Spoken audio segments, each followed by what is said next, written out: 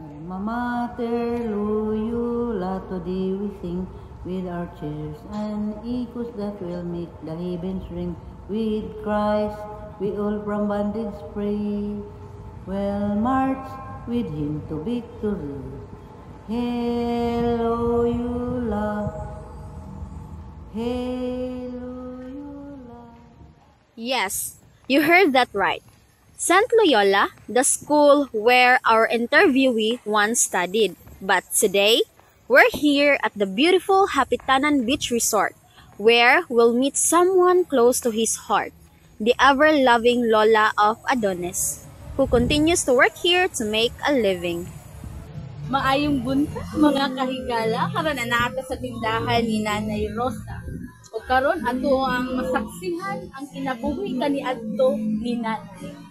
So, good morning, Nay. Pwede mag-asan sa imong name, Nay? Rosa, Abiho, Rosa Abejo. So, pila imong edad, Nay? 75. 75. Then, atong elementary ka, Nay. Asa ka nag-eskwela, Nay? Tubigan, Tubigan Elementary School. So, kanang, unsa ka grade level tama, Nay?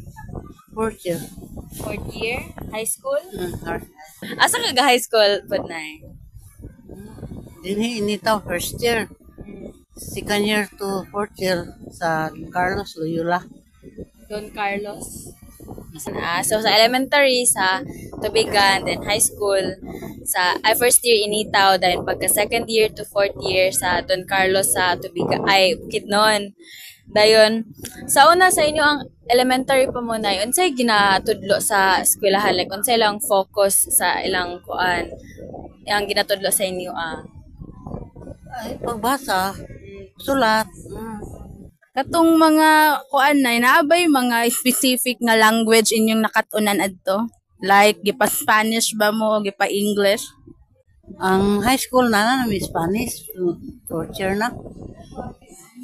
So, inyo ang teacher adto na kanang ano po, mga Spanish or like Pinoy lang pero ginatudloan mo Spanish. Para sa ato, mga Bisaya. Pero kabalo sila Espanyol. Mm. Unsay kuan nila na pamaagi sa pagdisiplina sa inyo sa una? Ay na, magtuon, sa assignment, buhaton, pagka di maka-perform, panisan, So, may punishment nila sa una? ay pagsulat mig, maka whole sheet nga. Intermediate, balik-balik. Ano sa may gisulat? Kanang, Ay kanang magbuhat na oh. sorry, magbuhat na ko sa ano. Sa po yung way of teaching nila na kanang ginapaawat lang mo or kanang kibali na sila iingon then inong awaton memorizeon baka ninyo. Na ay hatag nga question kami na mahibalo o saon na mo na pag-answer. Kung naa kay ika-sure nga lesson sa unang panahon na nga applicable sa mga kabatanunan karon unsa man? Ay ang batasan ang good manners and right conduct muna karon ang nawala sa karon bago. Wala na yung mga batasan nata karon. Dayon taonan na inaki mga training na naapilan.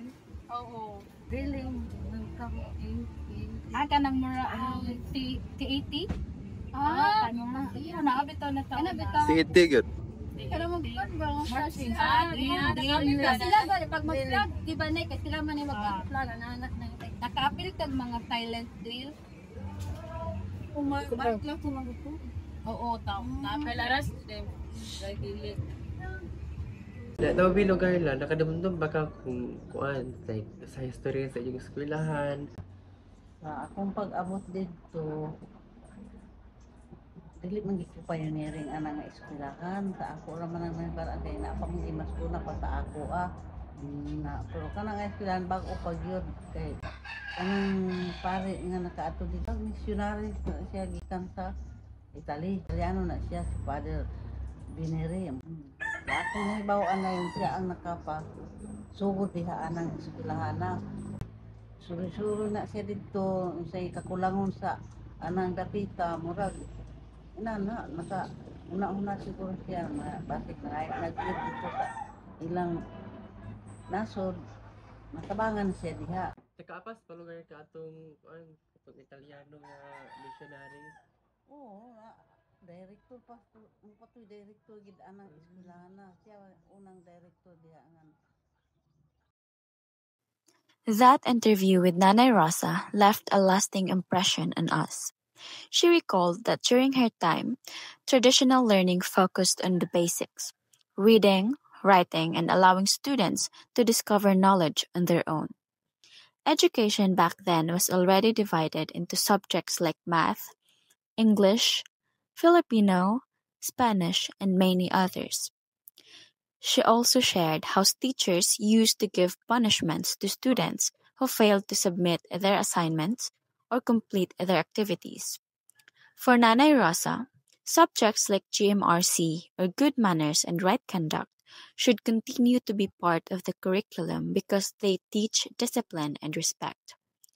With a warm smile, she fondly mentioned that Loyola High School was founded by an Italian missionary who once visited Don Carlos Bukidnon.